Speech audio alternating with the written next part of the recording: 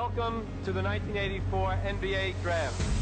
Portland selects Michael Jordan of the University of North Carolina.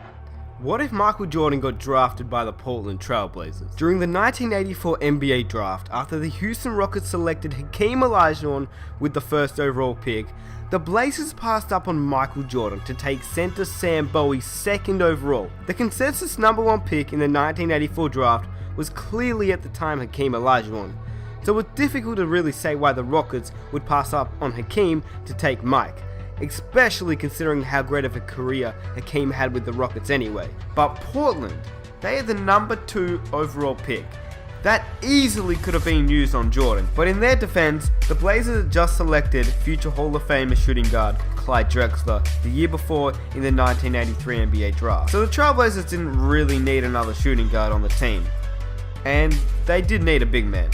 But missing out on MJ for Sam Bowie seems absolutely insane looking back now. Jordan would be drafted third by the Bulls, who lucked out and got the greatest player the basketball world has ever seen, apart from Steph Curry. Just kidding. I promise.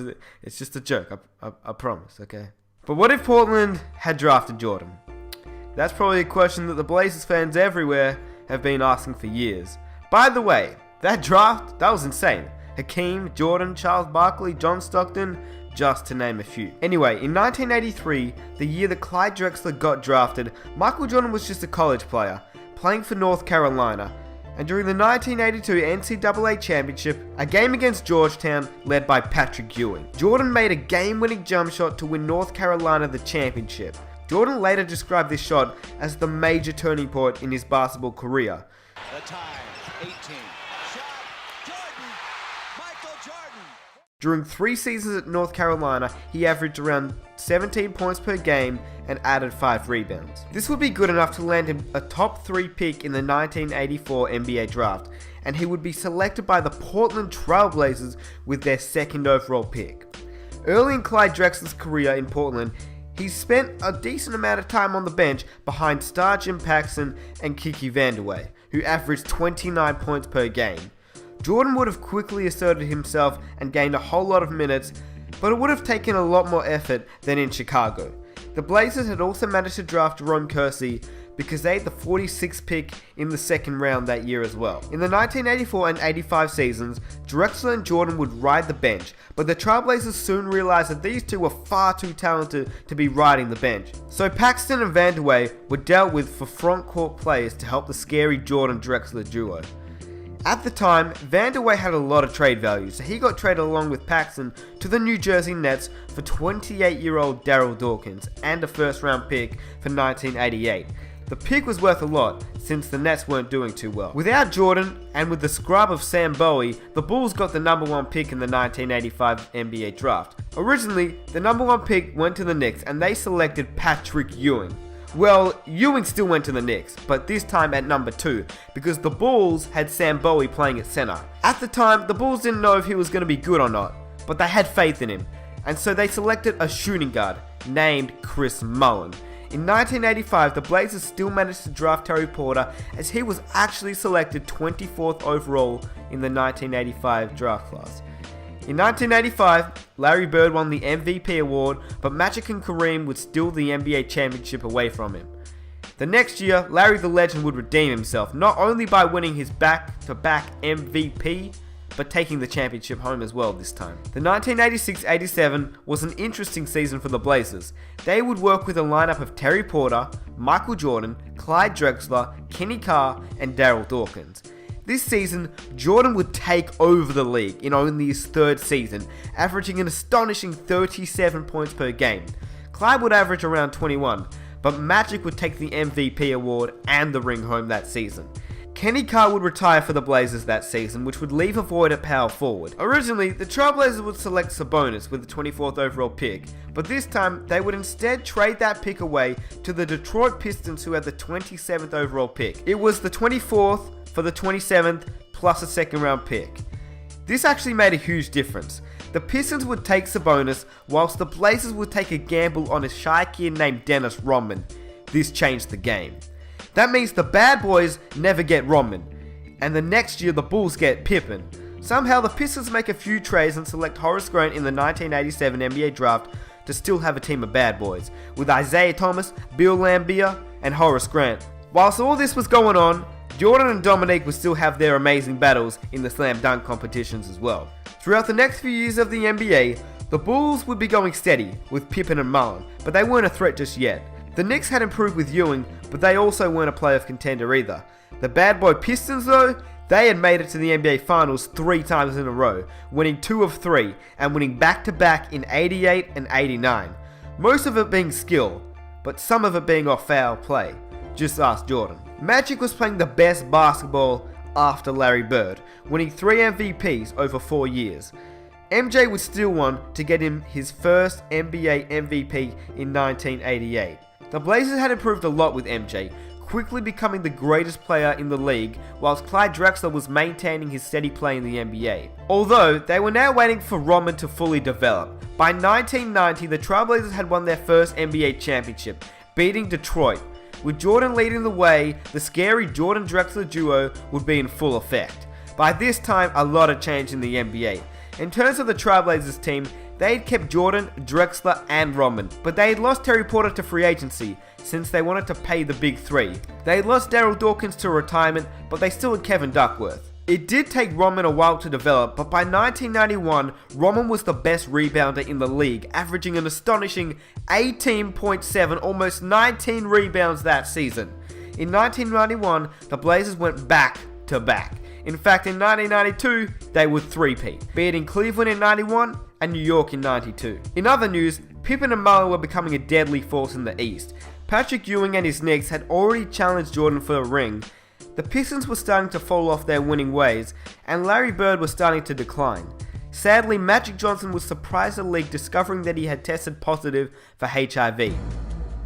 My life just changed. The news is so shocking and so unexpected, it is difficult to absorb it even as we report it. Because of the HIV virus that I have attained, I will have to retire from the Lakers. But he would make a last return for the 1992 USA Olympic team. And what we know now as the Dream Team would be selected. The original team would be Jordan, Drexler, Bird, Pippen, Mullen, Stockton, Magic Johnson, Kristen Leitner, Karl Malone, Charles Barkley, David Robinson, and Patrick Ewing. But this time, Shaq would make it over Leitner. Isaiah Thomas still wouldn't make it though, as Jordan had a negative grudge towards Isaiah and the Pistons. Magic claims that Jordan wasn't the only one who didn't want Isaiah on the team. He said Pippen, Bird, and Malone all stated that they wouldn't take part in the Olympic Games if Thomas was a member of the team. So if you wasn't chosen, shut the hell up. I don't think we wanted to be on the team if he was on the team. We're enemies. The Dream Team easily brought back the gold from the Olympics. Michael and Drexler both would represent Portland. After the Olympics, it was straight back to the NBA. Larry and Magic had both retired, but new talent would be showcased throughout the 1993 season. Charles Barkley, who had played really well in the Olympics, would actually come out the next season and win the league MVP. But the Suns would lose in the conference finals to guess who? Of course it was Mike's Portland Trailblazers, who else would it be? The Blazers would actually face up against the Chicago Bulls in the NBA Finals. It went to game number 7, but Scottie Pippen and Chris Mullin couldn't beat out Drexler, Jordan, and Rodman. And the Trailblazers would win a crazy 4 NBA championships in a row. The last time someone had done such a feat was Bill Russell and his Boston Celtics. Oh yeah, and you're probably wondering what the lineup was for the Trailblazers since they didn't have Terry Porter or Darryl Dawkins. So Robert Pack was playing at point guard, as the Trailblazers selected him from free agency, but they never ended up trading him to the Denver Nuggets, as they did actually need a point guard when losing Porter. Jordan would play the 2, Drexler would play the 3, Rodman would play the 4, and they would still have Kevin Duckworth, now starting at the 5. But 1994, it wasn't looking great for the Blazers. Just before the start of the season, Michael Jordan shocked the NBA world by announcing his retirement from the NBA following the death of his father. Tell me, just turn a negative into a positive. And here I was dealing with him in that way. It was tough. Shaken by the death of his father, who had always been his closest advisor and supporter, his choice had now become clear. And soon, the world would know about it. When I lose the sense of motivation and the sense of to prove something as a basketball player, it's time for me to move away from the game of basketball. Jordan wouldn't be back on the court until March 1995, and the Blazers didn't do all that great without him. Now, remember how Porter had left the Blazers? Well, he would actually sign a deal with the New York Knicks, and they would go on to win the NBA championship in 1994.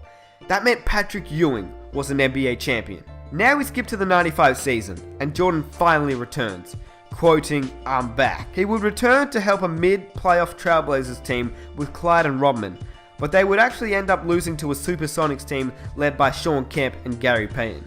The Rockets would end up winning the NBA championship that season off an amazing performance by Hakeem Olajuwon, the top draft pick, over Michael Jordan. The 1996 season was actually a season that changed the Blazers entirely.